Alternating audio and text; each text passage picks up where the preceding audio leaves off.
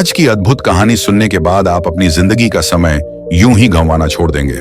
जिंदगी के हर एक सेकंड, हर एक मिनट की कीमत क्या होती है, इसी विषय पर आज मैं आपको एक प्रसिद्ध भिक्षु की कहानी सुनाऊंगा।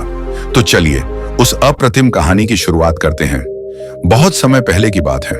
एक नगरी में एक गुरु और एक शिष्य रहा करते थे। वह गुरु और शिष्य एक दिन एक यात्रा के लिए निकलते हैं। वह यात्रा अत्यधिक लंबी थी और जो रास्ता उन्होंने चुना था वह रास्ता अत्यधिक घने जंगलों से होकर गुजरता था। पास ही में एक नदी बह रही थी जिसे पार करने में उन गुरु और शिष्य को थोड़ा वक्त लग गया। उन गुरु ने अपने हाथों में एक थैला पकड़ रखा था और वह थैला बहुत ही भारी प्रतीत हो रहा था। उसमें कुछ ऐसी चीज रखी थी जो अत्यधिक वजनी थी। गुरुवर ने उस थैले को बहुत ध्यानपूर्वक पकड़ रखा था।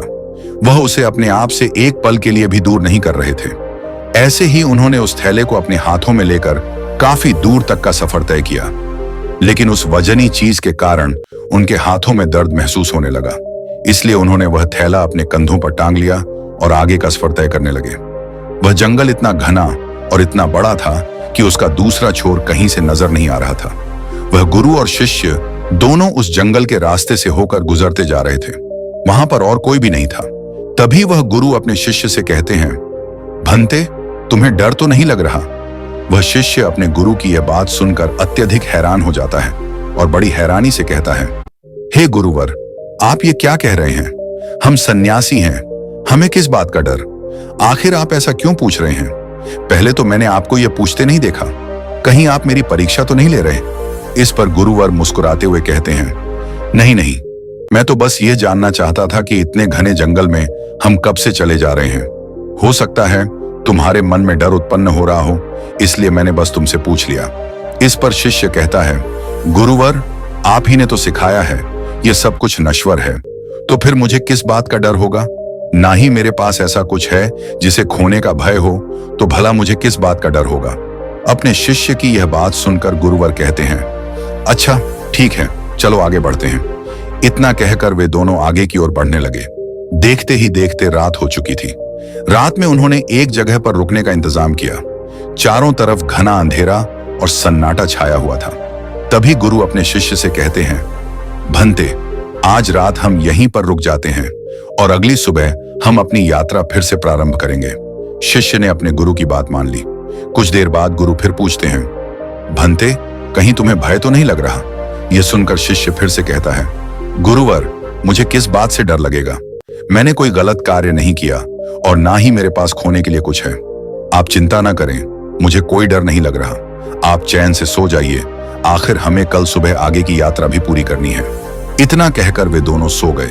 अगली सुबह सूरज निकलने से ठीक पहले वे दोनों उठे और अपनी यात्रा फिर से प्रारंभ की। जैसे जैसे सुबह हो रही थी, वैसे वैसे सूर्य की किरणें भी तीव्र होती जा रही थीं। देखते देखते दोपहर हो गई और अब उन महात्मा को जोरों की प्यास लग चुकी थी। दोनों ने जैसे तैसे उस घने जंगल को पार किया और एक गांव पहुंचे, जहां जाकर कुछ देर विश्राम किया। तभी गुरु अपने शिष्य से कहते हैं, भंते, मुझे जोरों की प्यास लगी है, मेरे लिए पानी लेकर आओ। शिष्य दौड़ता हुआ कुएं के पास गया। वहां से पानी निकालकर अपने गुरु को दिया। पानी पीते समय गुरु ने अपना थैला शिष्य को थमा दिया। वह थैला अत्यधिक भारी था। शिष्य ने जब उसे हाथों में लिया तो वह समझ गया कि यह गुरुवर कुछ ऐसा साथ लिए घूम रहे हैं जिसके कारण इनके मन में भय उत्पन्न हो रहा है। वह सोचने लगा, गुरुवर मुझसे कुछ छिपा रहे हैं, जरूर कोई बात है। जब उसने उस थैले में हाथ डाला तो उसे एक सोने की ईंट मिली। उसने वह सोने की ईंट बाहर निकालकर फेंक दी और उसकी जगह एक पत्थर की ईंट रख दी। गुरुवर ने पानी पीने के बाद वह थैला फिर अपने हाथों में ले लिया और बोले, भंते, तुम भी पानी पी लो, अब हमें आगे का सफर तय करना है। शिष्य ने पानी पीकर वापस आकर अपने गुरु के साथ आगे की ओर यात्रा प्रारंभ की। रास्ते में उन्हें एक व्यक्ति मिला। वह बोला, गुरुवर, इस गांव में रहना ठीक नहीं है। यहाँ बहुत चोर रहते हैं और अक्सर लोगों का सामान चोरी हो जाता है। यह सुनकर गुरु अत्यधिक घबरा गए और अपने शिष्य से बोले, भंते, हमें यहां से जल्दी निकलना चाहिए, हमें तेजी से आगे बढ़ना होगा। इस पर शिष्य मुस्कुराकर कहता है, हे गुरुवर, आप निश्चिंत हो जाइए, अब हमें किसी भी प्रकार का कोई खतरा नहीं है और न ही अब आपको डरने की कोई आवश्यकता है। गुरु बोले, भंते, तुम इतना विश्वास से कैसे कह सकते हो कि अब कोई खतरा नहीं है? इस पर शिष्य शांत स्वर में कहता है, हे गुरुवर, जिस सोने की ईंट के कारण आप घबरा रहे थे, जिसे आपने शुरू से अब तक ढोया था, मैंने उसे कब का फेंक दिया है। अब वह खतरा हमारा पीछा नहीं कर सकता, इसलिए आप निश्चिंत हो जाइए। गुरु ने तुरंत अपने थैले में हाथ डाला। वहां उन्हें एक साधारण सा पत्थर मिला। उन्होंने पूछा, भंते, इसमें जो सोने की ईंट थी वह कहां गई? शिष्य ने कहा, हे गुरुवर, जो आपकी परेशानी और डर का कारण थी, मैंने उसे निकालकर फेंक दिया है। उसकी जगह मैंने यह पत्थर रख दिया था ताकि आपको पता न चले। यह सुनकर गुरु बोले, अर्थात इतनी देर से मैं केवल एक पत्थर का बोझ ढो रहा था, एक पत्थर को लेकर घूम रहा था और अकारण ही परेशान, डर और घबराहट में था। शिष्य मुस्कुराया और बोला, हे गुरुवर, आप व्यर्थ ही चिंतित हो रहे थे।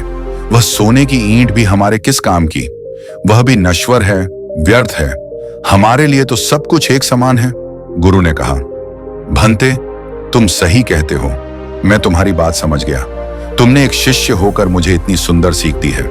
मैं तुम्हारी समझदारी से अत्यंत प्रसन्न हूं। शिष्य बोला, हे गुरुवर, आपने ही तो सिखाया था कि भय जैसी कोई चीज नहीं होती। यह तो केवल हमारी मान्यता है जिसे हम वर्षों से ढोते आ रहे हैं। यदि हम ध्यान से वास्तविकता को देखें तो सत्य का ज्ञान होगा कि ऐसा कुछ नहीं होता। यदि व्यक्ति के भीतर भय बसा हुआ है तो कोई भी चीज उसे डरा सकती है, और यदि व्यक्ति भीतर से मजबूत है तो कोई उसे हरा नहीं सकता। जरूरत है तो बस खुद को यह बताने की कि हमारे भीतर जो भी चल रहा है वह केवल कल्पना है और कुछ नहीं, जिसे हम बेवजह ही कई वर्षों से ढो रहे हैं। एक बार की बात है, एक गुरु अपने सभी शिष्यों को उपदेश दे रहे थे।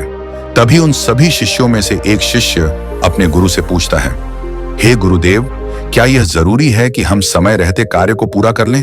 हम उसे बाद में भी तो कर सकते हैं। फिर हम उसे बाद में क्यों नहीं कर सकते? इस पर वह गुरु अपने शिष्य से कहते हैं, भंते, समय के साथ अगर तुम हर कार्य को करते हो तो जीवन में तुम्हें उसका वैसा ही लाभ भी मिलेगा और तुम आगे की ओर बढ़ते चले जाओगे। समय एक ऐसी चीज है जो किसी के लिए नहीं रुकता, इसलिए समय के साथ अपने कार्य को पूरा कर लेना चाहिए। यदि तुम अपने कार्य को कल पर टालते हो तो क्या तुम जानते हो कल क्या होगा? क्या तुमने कल देखा है? यह कोई नहीं जानता। तुम्हारा आज तुम्हारे पास है, इसलिए ध्यान दो कि यदि यह समय निकल गया तो यह कभी वापस नहीं आएगा। इस पर वह शिष्य कहता है, पर हे गुरुवर, ऐसा क्यों होता है? हम उस कार्य को बाद में भी क्यों नहीं कर सकते? इस पर गुरुवर अपने उस शिष्य से कहते हैं, क्योंकि हर कार्य को करने का एक निश्चित समय होता है। इसे और अच्छे से समझाने के लिए मैं तुम्हें एक कहानी सुनाता हूं। इस कहानी को ध्यानपूर्वक सुनना और समझने का प्रयास करना। एक समय की बात है, एक व्यक्ति था जिसका एक बेटा भी था। उसका बेटा बहुत आलसी था। वह कभी भी किसी कार्य को समय पर पूरा नहीं करता था। एक काम करता और उसके बाद वह भाग जाता और घर पर भी वापस नहीं आता। इसी तरह उसका कार्य अधूरा रह जाता। जब वह अगले दिन उस कार्य को पूरा करने जाता तो उसका काम और भी बढ़ जाता। वह किसी भी कार्य को मेहनत और लगन के साथ नहीं कर पाता था। यह बात उसके पिता को बहुत अच्छे से पता थी कि उसका बेटा किसी भी कार्य को पूर्ण रूप से नहीं करता, न ही किसी काम को सही ढंग से करता है। इस कारण वह व्यक्ति अत्यधिक चिंतित रहता था। उसे यह समझ नहीं आ रहा था कि अपने बेटे को कैसे समझाए कि हर कार्य को उचित समय पर पूरा कर लेना चाहिए। देखते ही देखते समय बीत गया और वह व्यक्ति बूढ़ा हो चुका था। उसकी आयु हो चुकी थी और उसे अब यह चिंता सताने लगी थी कि उसके बेटे को कौन संभालेगा।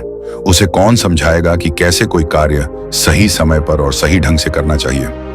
एक दिन उसने यह तय किया कि वह अपने बेटे से इस विषय पर बात करेगा। उसी दिन शाम को खाने के वक्त वह व्यक्ति अपने बेटे को अपने पास बुलाता है और उसे समझाते हुए कहता है, बेटा, तुम जानते हो कि हम सब किसान हैं। किसानी करके ही हमारा पेट भरता है और हमारा जीवन भी इसी से चल रहा है।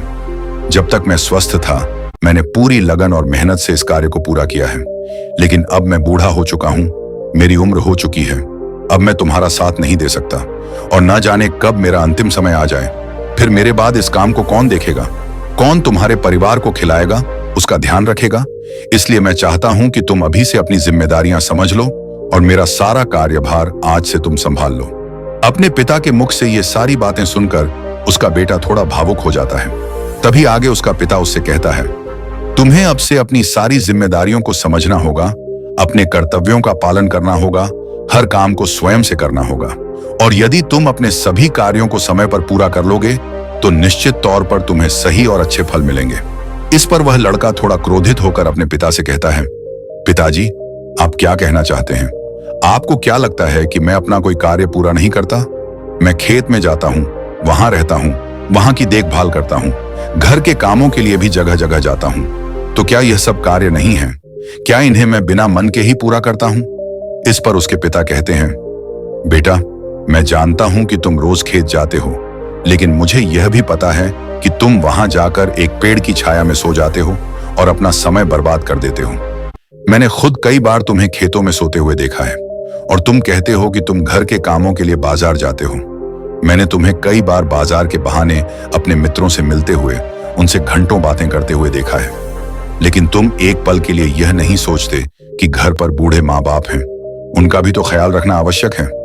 अपने पिता के मुख से ये सारी बातें सुनकर वह लड़का शांत हो जाता है, क्योंकि उसके पास अब कहने के लिए कुछ नहीं बचा था। वह चुपचाप अपने पिता की बात सुनता है।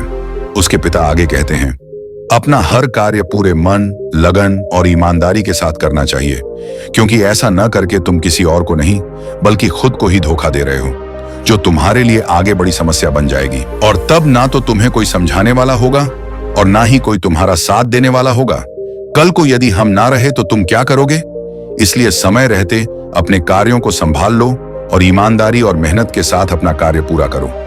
मेरा काम केवल तुम्हें मार्ग दिखाना है और मैं केवल तुम्हें मार्ग ही दिखा सकता हूं।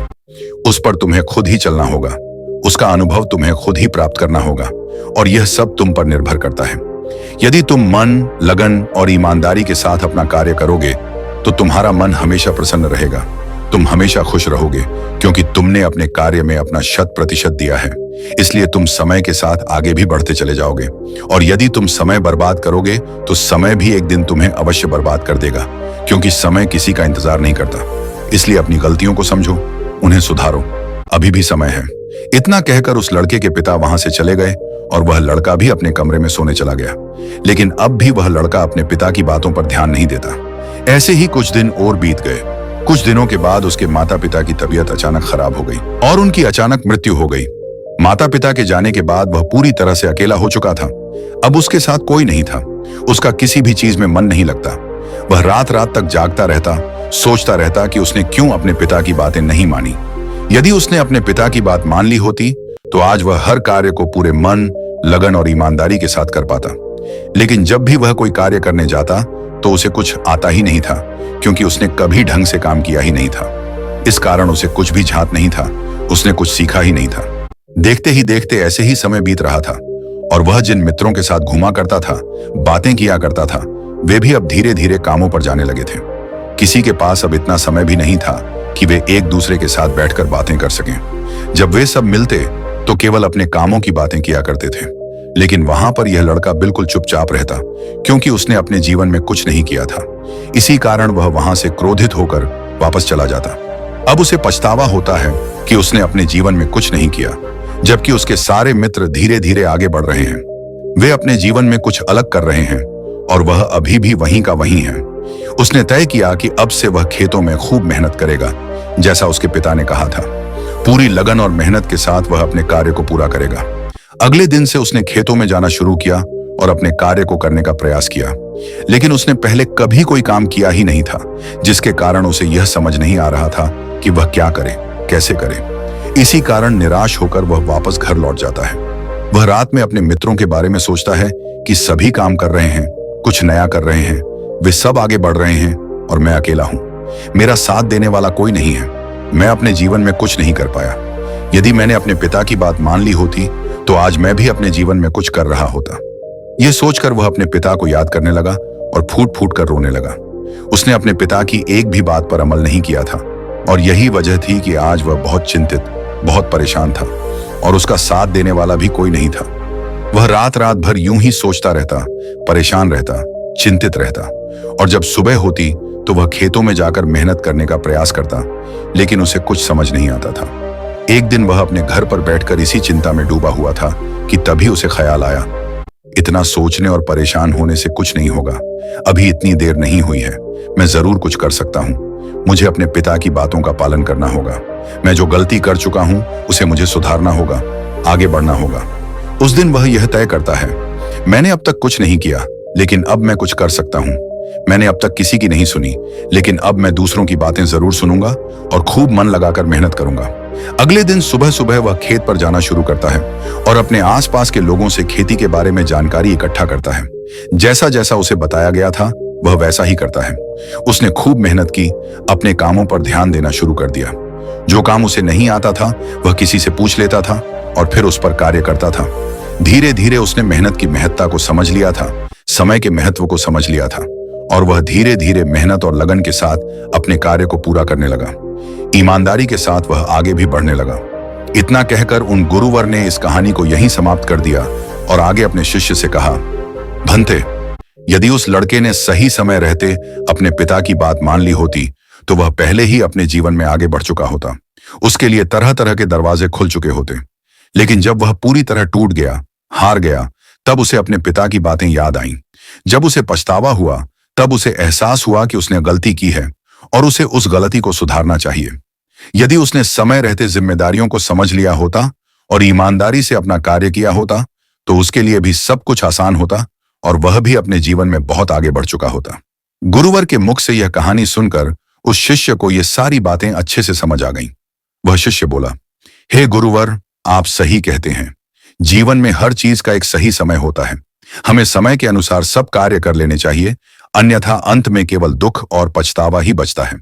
आगे गुरुवर अपने उस शिष्य से कहते हैं, हमेशा ध्यान रखना, व्यक्ति को सदैव अपने काम को पूरी जिम्मेदारी से पूरा करना चाहिए। अपने कार्य के प्रति ईमानदार होना चाहिए, तभी वह जीवन में आगे बढ़ सकता है। इतना कहकर गुरुवर शांत हो गए और वह शिष्य भी अपने गुरु को प्रणाम करके वापस बैठ गया। तो दोस्तों, ऐसे ही ज्ञान भरे वीडियो देखने के लिए हमारे चैनल बुधा शिमू को सब्सक्राइब करें और वीडियो पसंद आया हो तो वीडियो को लाइक करें और कमेंट में नमो बुद्धाय जरूर लिखें। नमो बुद्धाय।